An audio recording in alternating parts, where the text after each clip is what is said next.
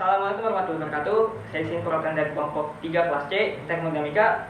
Di sini kelompok kami beranggotakan 10 orang. Yang pertama itu ada Irfan Faridul Samsi, terus ada Iksan Nur Arifianto, Muhammad Haikal Hakim, Muhammad Rizky Filbar, saya sendiri, lalu ada Muhammad Rizky Apriansyah, Rizkyawan Saputra, Rafael Nidi Lubis, Raffi Putra Riyandi, Rehan Abdul Habis, dan terakhir itu Rais Hamdi. Nah, pada video presentasi ini kami mengangkat 6 subpembahasan. Yang pertama itu ada hukum salah termodinamika, kedua ada pengertian rice cooker, ketiga itu ada komponen pada rice cooker, keempat cara kerja rice cooker, kelima itu diagram kerja pada rice cooker, dan terakhir itu ada efisiensi rice cooker.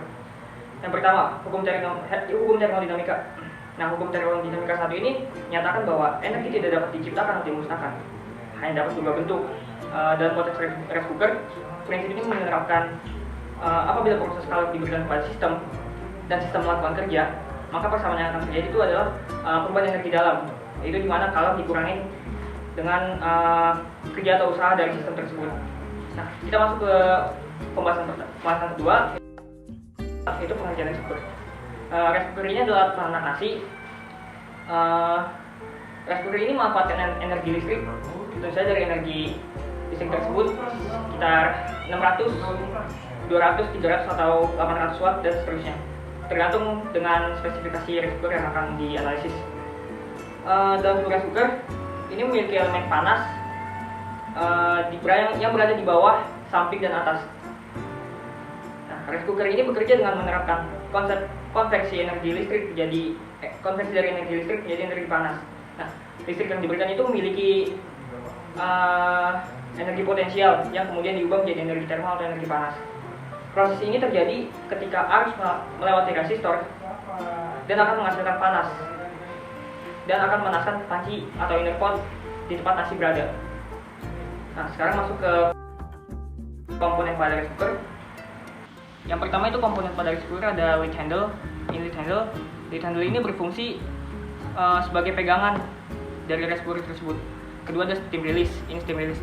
Steam release ini berfungsi untuk mengeluarkan uap hasil pemasakan dari dalam inner pot. Nah, saat masak, beras itu dicampurkan dengan air dan dipanaskan hingga mencapai suhu 100 derajat Celcius. Nah, pada suhu tersebut, air akan berubah menjadi uap dan sebagian diabsorpsi oleh beras. Sementara sebagian lainnya harus dikeluarkan melalui sistem rilis agar tidak menimbulkan peningkatan tekanan dalam inner pot yang berpotensi menimbulkan ledakan. Kemudian ada switch atau touch di sini buat membuka rice cooker. Kemudian ada lead pin slot. Di sini fungsi untuk mengunci dari tutup rice cooker ini. Kemudian ada kontrol panel. Kontrol panel itu mencakup dari display, penunjuk suhu masak, terus lampu indikator memasak atau menghangatkan, serta tombol pengaturan operasi rice cooker untuk memasak nasi atau menghangatkannya. Dan ini namanya adalah cooker housing. Lalu kemudian di bagian dalam ini ada heating element. Heating element ini fungsi untuk menyalurkan panas dari suhu termostat yang di bawah itu ke inner pot untuk menanak nasi. Kemudian ada exterior pot. Ini exterior pot nih. Dia sebagai penyalur panas juga dari heating element ke inner pot melalui konduksi. Nah, saat inner pot dimasukkan ke dalam rice cooker, permukaan exterior pot dan interior pot akan menempel, sehingga terjadi perpindahan panas dari heating element menuju exterior pot, kemudian ke interior pot, dan akhirnya panas diserap oleh air dan beras. Kemudian ada power cable. Ini power cable. Power cable ini berfungsi sebagai saluran daya listrik dari sumber ke dalam rice cooker. Dan yang keempat itu ada cara kerja dari rice cooker. Ketika kita menaruh beras berisi air di sini, menaruh inner pot ini, dia akan masuk ke heating element. Dan ketika power cable ini kita colok ke stop kontak, heaternya itu akan, dan kita mencet cook atau cooking di bagian cooker housing ini, termostat akan berjalan atau berfungsi, dan kemudian akan dan kemudian sistem rice cooker akan mengalami kerja. Nah, ketika kita menaruh beras yang diberi pada rice cooker, lalu dipanaskan di rice cooker sampai dengan suhu didih 100 derajat Celcius dan dengan tekanan eksternal biasanya 101 kPa, maka rice cooker akan mengalami manipulasi tekanan. Jika penutup lubang uap ini dibuka, nah uapnya ini keluar kan, jadi tekanan atau suhu dalam rice cooker ini tuh pada saat melakukan kerja itu akan stabil. Cuma kalau misalnya kita manipulasi tekanannya nih, rice cooker ini uap steam release-nya itu ditutup, maka suhu dalam sistem rice cooker ini tuh nggak bakal stabil gitu. Nah, itu dikarenakan tekanan eksternal itu sama dengan tekanan luar atau lingkungannya.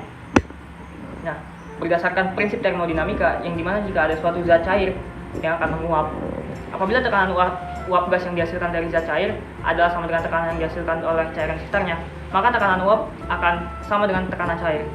Jadi titik di suatu cairan dapat dirubah dengan menaikkan dan mengatur tekanan dari lingkungan atau tekanan dari luarnya. Terus di bawah ini tuh ada sistem kerja atau sistem dari rice cooker yang kita analisis. Di situ bisa dilihat ada energi listrik yang masuk, lalu energi panas yang masuk, lalu ada kerja yang masuk, dan outputnya itu ada energi panas, energi bunyi, dan energi cahaya. Nah, dengan persamaan energi atau perubahan energi dalam sistem itu sama dengan energi masuk dikurangi energi keluar. Jadi energi listrik dijumlah dengan kerja yang masuk ditambah dengan energi panas dikurangi dengan energi yang keluar, yaitu energi panas, bunyi, dan cahaya. Itu maka persamaan jadi energi listrik plus kerja plus panas dikurangi dengan energi panas plus energi bunyi plus energi cahaya. Kemudian kita masuk pembahasan yang kelima, yaitu diagram kerja dari rice cooker.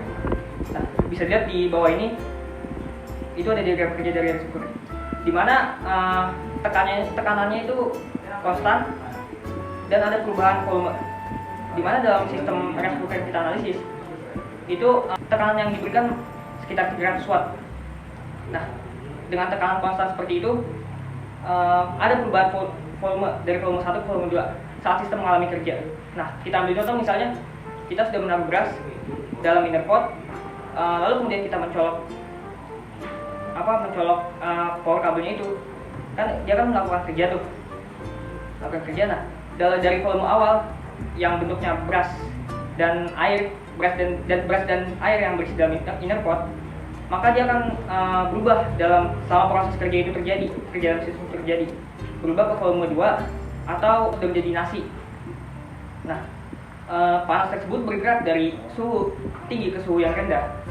Nah, energi dalam ini berbanding lurus terhadap suhu suatu benda. Ketika dua benda dengan suhu berbeda bergandengan, mereka akan bertukar energi internal sampai suhu kedua tersebut seimbang. Nah, ketika suatu benda melepas panas ke sekitarnya, itu kalori itu akan kurang dari 0. Dan sebaliknya jika benda menyerap panas dari sekitarnya, itu kalori itu lebih dari 0. Nah, dan kemudian yang terakhir pembahasannya itu ada efisiensi dari rice cooker. Nah, apa sih efisiensi dari rice cooker itu? Efisiensi itu apa sih? Efisiensi itu adalah mengacu pada rasio output yang diinginkan pada suatu sistem terhadap input energi atau panas yang dimasukkan ke dalam sistem tersebut. Pada rice cooker, efisiensi dapat diungkapkan sebagai rasio antara energi panas yang diubah menjadi energi bermanfaat. Di sini ada spesifikasi atau spesifikasi dari rice cooker yang kami analisis, di mana daya masukannya itu untuk memasak itu sekitar 300 watt dan menghangatkan 35 watt. Tegangannya itu sekitar 220 volt dan frekuensinya itu 50 Hz. Kapasitas dari rice cooker ini 12 liter, 1,2 liter. Nah, kemudian setelah kami timbang berat massa dari rice cooker ini itu sekitar 3 kg. Nah, kemudian setelah itu kita cari nih untuk perhitungannya. Kan diketahui untuk tekanan atau daya masukannya itu sekitar 300 watt. Lalu volumenya itu tegangannya itu sekitar, bukan volume tapi tegangannya itu sekitar 220 volt. Terus perubahan temperaturnya itu 373 Kelvin. Dan waktu yang dibutuhkan untuk masak itu sekitar 20 menit, atau kita ubah ke detik itu sekitar 1200 second. Kemudian ada massa dari rice cooker ini 3 kg. Nah, kita langsung ke rumus. Pertama kita mencari usaha dulu yang dilakukan oleh rice cooker ini itu berapa. Yaitu rumusnya tegangan dikali kuat arus listrik dikali waktu masaknya. Lalu kan untuk kuat arus listrik itu kan rumusnya kan tekanan dibagi volume. Nah, volumenya ini bisa kita coret. Jadi yang dihasilkan itu tekanan kali waktu masak. Nah, jadi tekanannya itu 300 watt dikali 12.200 second. Nah, hasilnya itu sekitar 360.000 watt per second atau 360.000 joule. Nah, yang kedua itu kita mencari kalor. Rumusnya itu dengan massa kali konstanta air dikali perubahan suhu atau temperatur. Nah, massanya itu 3 kg. Untuk tetapan dari konstanta air itu sekitar 4.200 joule per kilogram.